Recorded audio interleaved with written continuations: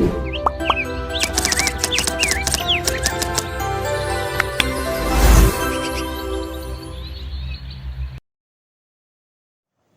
semua, selamat datang kembali di Suara Semesta. Bareng aku, Sahrul. Dan aku, Daniel, senang banget bisa menemani kalian di episode terbaru kita hari ini. Seperti biasa, kita bakal ngobrolin hal-hal yang dekat dengan alam, kehidupan, dan perjalanan manusia. Nah, khusus episode kali ini, kita punya tema yang bikin jantung sedikit lebih kencang dan napas yang agak ngos-ngosan, tapi juga bikin hati tenang dan kepala plong.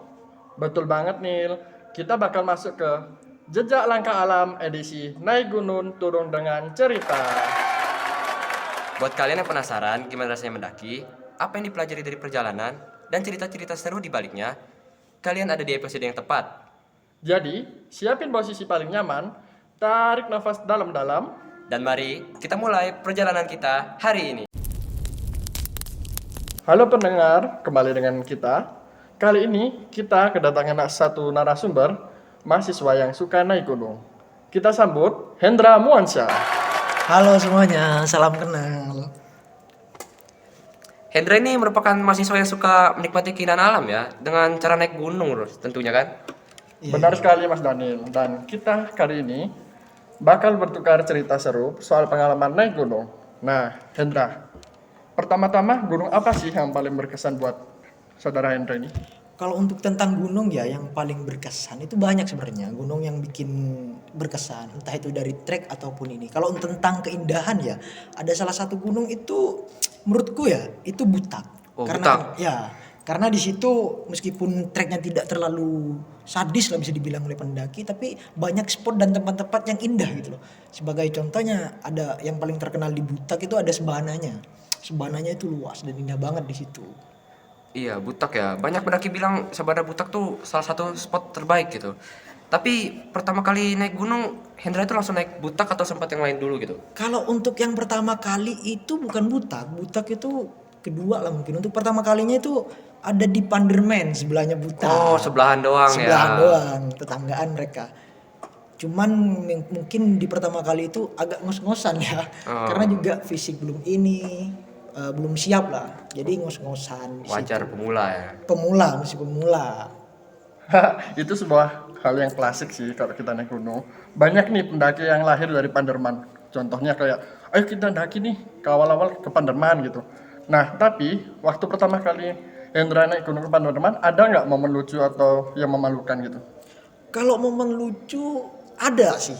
Nih lucu banget malah ini. Gimana tuh, Ini gimana nih tuh? lucu banget nih. Pertama Butak nih, memang pas konteksnya Butak. Waktu itu Butak naik kan. Itu pendakian ketiga kalau nggak salah Butak. Waktu itu ya rencananya kan prepare, terlalu banyak prepare mungkin ya. Makan banyak waktu itu. Terus nggak sadar tiba dari pos 1 ke pos 2 waktu itu. Itu panjang tuh jaraknya tuh. Mungkin ada 1 sampai 2 jam lah jaraknya untuk dari pos 1 ke pos 2. Kebelet Kebelah. berak di situ. Gimana tuh kebelet berak tuh? Kebelet. Di situ kebelet tuh. Aduh, gimana nih kan? Enggak ada WC dan segala macem. Ditinggal lah sama teman-teman. Di mana nih? Semak-semak sebelah kiri gitu. Nah, nyampe lah di situ kan. Ternyata memang di situ ada mungkin WC bebas ya bisa kita bilang begitu. Jadi begitu momen lucunya di situ. Ya mungkin untuk cucinya kita agak tayamum dikit gitu loh. Itu momen yang apa ya? Berkesan banget ya. Berkesan agak banget. memalukan itu juga ya. Bener banget itu. Setuju banget, alam itu bikin manusia lebih sadar diri. Nah, gimana pendengar di rumah? Masih penasaran dengan cerita kita? Jangan kemana-mana ya, kita akan kembali lagi di segmen berikutnya. Nah, balik lagi nih sama Suara Semesta. Hendra, bicara soal pendakian ya, bukan cuma soal pemandangan aja nih. Ada juga tantangannya. Apa sih tantangan terberat yang dihadapi oleh Hendra ini? Kalau tantangan terberat ya, pengalamanku itu biasanya kalau pas posisi musim hujan, itu biasanya habis turun hujan di gunung biasanya masalahnya di trek. Itu treknya biasanya licin kalau habis hujan kan. Apalagi kita naiknya pakai bawa carrier yang gede dan segala macam itu juga menambah beban ke kita kan. Iya benar. Dan juga biasanya kalau habis hujan itu kan kabut tuh mulai naik di gunung. Penglihatan kurang, pandangan kurang ke depan, terus juga jalannya becek.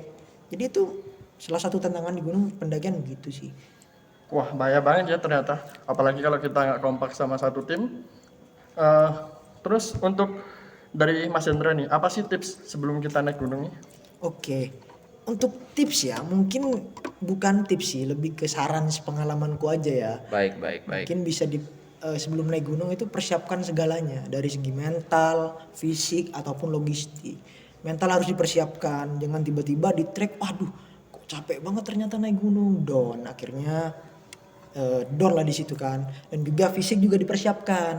Entah itu bisa lari pagi dulu mungkin seminggu sebelum pendakian, logistik juga dipersiapkan waktu sebelum naik gunung, konsumsi dan segala macamnya begitu. Ya, setuju banget sih. Keselamatan tuh nomor satu ya kan. Berangkat bareng dan pulang juga bareng gitu. Bareng. Nah, menurut Hendra kesalahpahaman terbesar orang soal pendakian itu apa sih? Kesalahan terbesar kalau untuk sekarang ya, Iya, posisi benar. sekarang itu ya kita banyak lihat lah pendaki-pendaki sekarang itu FOMO, sekedar FOMO kan. Iya. Jadi mungkin kesalahannya ya kesalahan berpikirnya tinggal vote naik gunung, ayo kita berangkat sekarang jam 2 nanti nyampe sana jam segini macam. Mereka nggak meriset dulu nih estimasi waktunya pendakiannya ini seberapa, treknya kayak gimana, jalurnya seperti apa, nanti di atas gimana, logistiknya sudah siap apa enggak, begitu sebenarnya. Nah, benar banget. Lalu apa sih nilai yang Mas Hendra dapetin dari naik gunung? Untuk nilai pribadi yang ke gunung itu kalau saya ya sepengalamanku naik gunung itu bukan hanya tentang FOMO-FOMOan dan tentang olahraga sebenarnya. Itu juga tentang refreshing otak, menenangkan pikiran. Karena kenapa? Tantangan terberat itu biasanya datang dari kehidupan kan. Dan disitulah kita melarikan diri ke alam. Kita bercerita dengan alam. Di setiap langkah itu ada makna dan artinya. Jadi menurut saya bukan tentang hanya pemandangan yang indah. Pemandangan itu hanyalah bonus, tapi yang bermakna itu adalah setiap langkah kita menuju puncak dan kembali ke rumah dengan selamat. Begitu. Wah, dalam banget ya kata-kata anak alam ini Agak ya. dalam ya. Tapi ini mengena banget sih di hati para penonton dan juga para pendengar ini. Pastinya. Dan itu juga menjadi penutup perbincangan segmen ini, teman-teman. Halo pendengar, balik lagi nih dengan kita. Gak kerasa kita udah sampai di akhir episode hari ini. Banyak cerita dan perjalanan yang bisa kita ambil. Alam juga selalu punya cara buat ngajarin kita. Lalu terima kasih juga buat Hendra yang telah datang hari ini. Baik, terima kasih atas kesempatannya. Dan terima kasih kepada para penonton yang telah mendengarkan kami secara setia. Sampai ketemu lagi di episode berikutnya Suara Semesta.